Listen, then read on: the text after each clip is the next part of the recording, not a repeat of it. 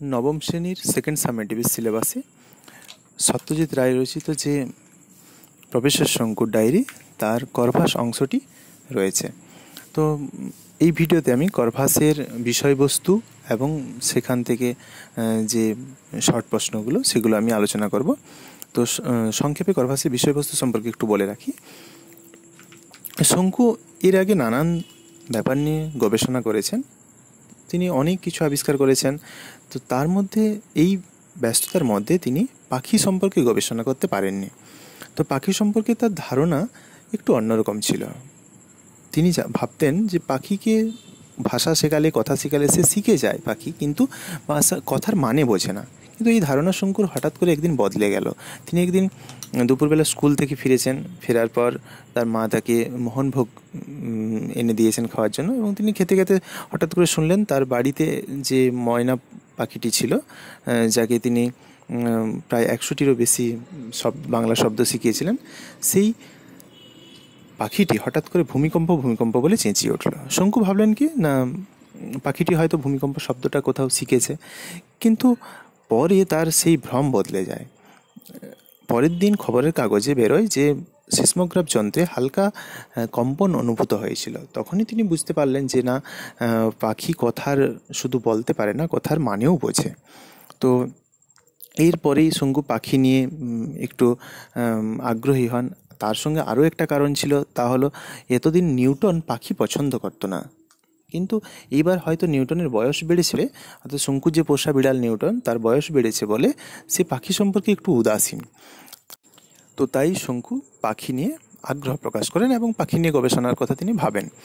তো এরপরেই শঙ্কুর ল্যাবরেটরিতে বেশ কিছু পাখি এসে ভিড় জমাতো, কারণ তিনি সকালবেলাতেই তাদের কিছু খাবার খেতে দিতেন।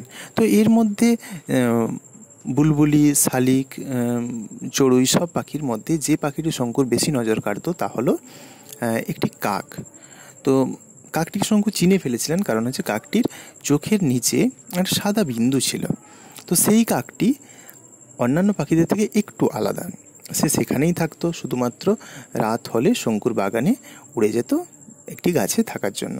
না হলে বাকি সবসময় তাকে দেখা যেত যে তার স্বজাতি যেসব পাখি রয়েছে, কাক, একদিন দেখা যাচ্ছে যে হঠাৎ করে ঝড় বৃষ্টি বিকেলে হওয়ায় গাছের নিচে একটা কাক মরে পড়ে থাকায় অন্যান্য অনেক কাক এসে সেখানে ভিড় জমিয়ে চেঁচামেচি করছে। কিন্তু করভাস অর্থাৎ শঙ্কুর সেই পোষা যে কাকটিকে শঙ্কু পোষেন, সেই কাকটি সে কিন্তু সেখানে উড়ে যায় না, সে চক দিয়ে দাগ কাটতে থাকে। আবার শঙ্কু তার বুদ্ধির বললেন কখন না, যখন তাকে পেয়ারার জেলি এবং একটা পাউরুটি খেতে দেওয়া হয়, সে মানুষের মতোই প্রতিবার মুখে নেওয়ার আগে পাউরুটিটাকে পেয়ারা জেলির সঙ্গে মাখিয়ে তারপর খাচ্ছিল।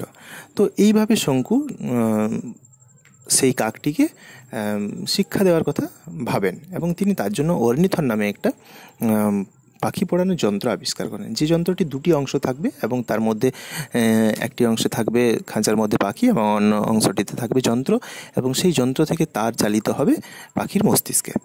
তো এইভাবে শঙ্কু কাকটিকে শিক্ষা দিতে থাকেন, এবং কাকটি মাত্র 2 সপ্তাহের মধ্যে তার মধ্যে অভাবনীয় প্রোগ্রেস দেখা যায়। তো এরপরেই একদিন পাখিটি অনেক কিছু জ্ঞান লাভ করে, পদার্থবিদ্যা, রসায়নবিদ্যা, অঙ্ক শিখে যায়, বার, মাস, তারিখের নাম জেনে যায়, শঙ্কুর পদবী জেনে যায়, নিজের নাম করভাস লিখতে শিখে যায়। তো এই সব কিছু শিক্ষা লাভের পর শঙ্কু একদিন কী করেন না, তার পক্ষীবিজ্ঞানী যে বন্ধু রিউফাস গ্রেনফেল, তার আহ্বানে তিনি চলে যান চিলি সান্তিয়াগোতে, এবং সেখানে গিয়ে হোটেল এক্সেলসিয়ারে তিনি থাকেন। পরের দিন অনুষ্ঠান, পরের দিন তিনি ডেমনস্ট্রেশন দেবেন করভাসকে নিয়ে।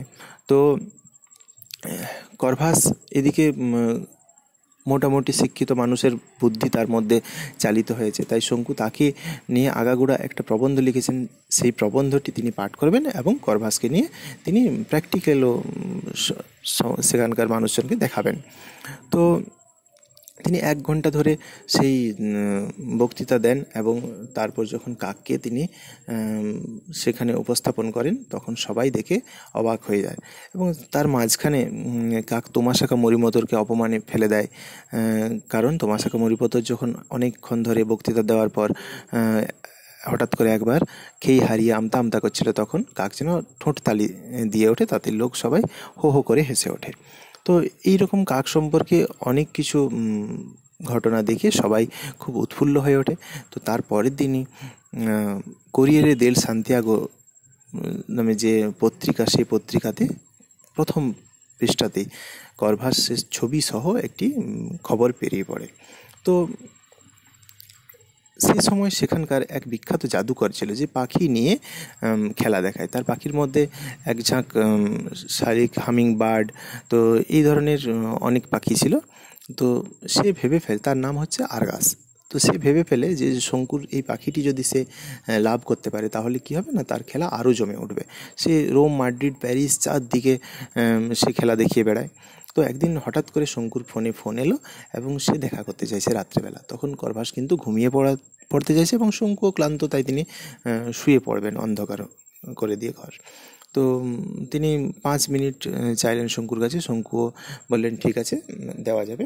তো এরপরেই এসে হাজির হয় আরগাস এবং সে বাগবিতণ্ডায় জড়িয়ে পড়ে শঙ্কুর সঙ্গে। সে শঙ্কুকে অর্থের লোভ দেখায়, 10,000 স্কুটি অর্থাৎ প্রায় 15,000 টাকা দিতে চায় সেই কাকটি কেনার জন্য, এবং কাকটির বুদ্ধি দেখে সেও অবাক হয়ে যায় এবং তাকে কেনার জন্য সে শঙ্কুকে রীতিমতো লোভ দিতে থাকে। কিন্তু শঙ্কু কিছুতেই তা স্বীকার করেন না এবং তাকে চলে যেতে বলেন।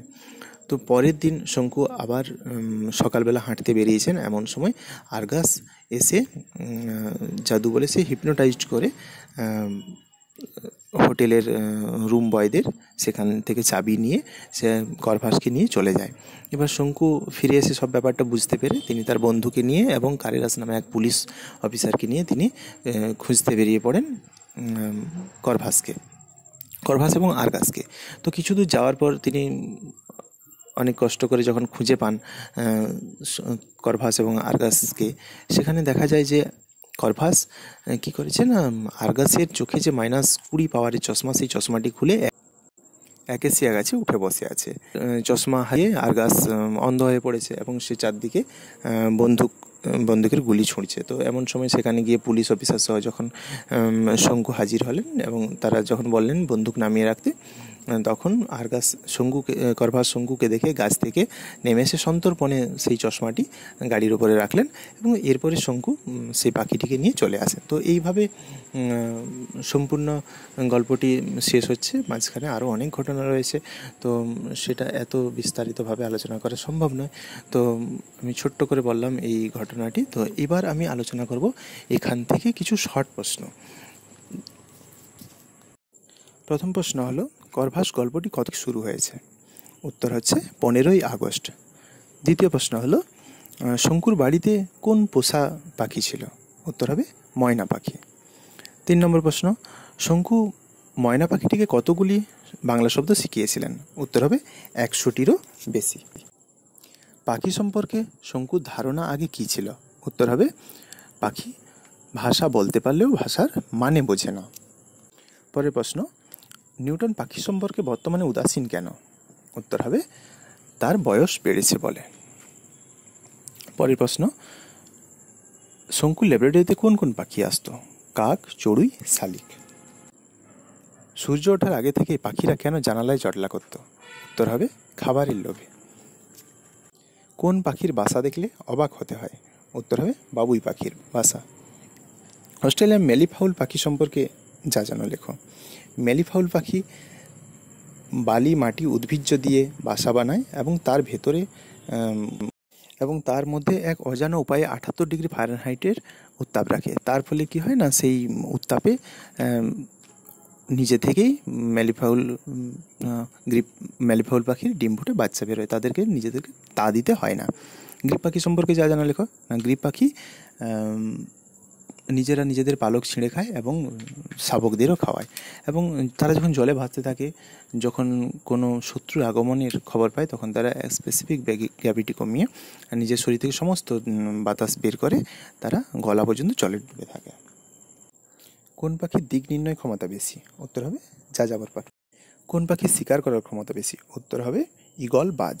কোন পাখির ঘ্রাণ শক্তি বেশি? উত্তর হবে শকুন।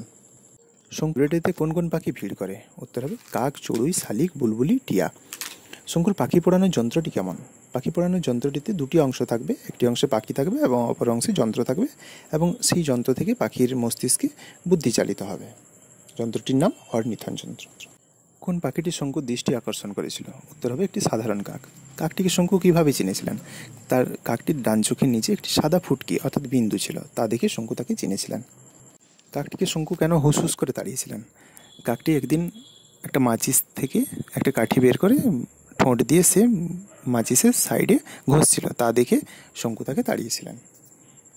শঙ্কু কাককে প্রথম কী শিখেছিলেন? উত্তর হবে সহজ বাংলা। কাকের ট্রেনিংয়ের সময় কখন ছিল? উত্তর হবে সকাল 8টা থেকে 9টা পর্যন্ত। কোন মাসে কোথায় পক্ষীবিজ্ঞানীদের কনফারেন্স ছিল? উত্তর হবে চিলির সান্তিয়াগোতে। কাক জাতীয় পাখির ল্যাটিন নাম কি? উত্তর হবে করভাস। শঙ্কুর পোষা কাকটি কা না বলে কেমন শব্দ উচ্চারণ করছিল? উত্তর হবে কি। কাকটি সন্ধ্যার দিকে কোথায় চলে যেত? শঙ্কুর বাগানের পশ্চিম কোণায় যে আম গাছ ছিল সেই আম গাছে চলে যেত। খাওয়ার ব্যাপারে কোন বুদ্ধির পরিচয় পাওয়া গিয়েছিল কাকটির? না, কাকটির কাছে যখন জেলি এবং পাউরুটি দেওয়া হয়েছিল, তখন কাকটি মানুষের মতোই পাউরুটি প্রতিবার নিয়ে মুখে পোড়ার আগে জেলিতে মাখিয়ে খাচ্ছিল।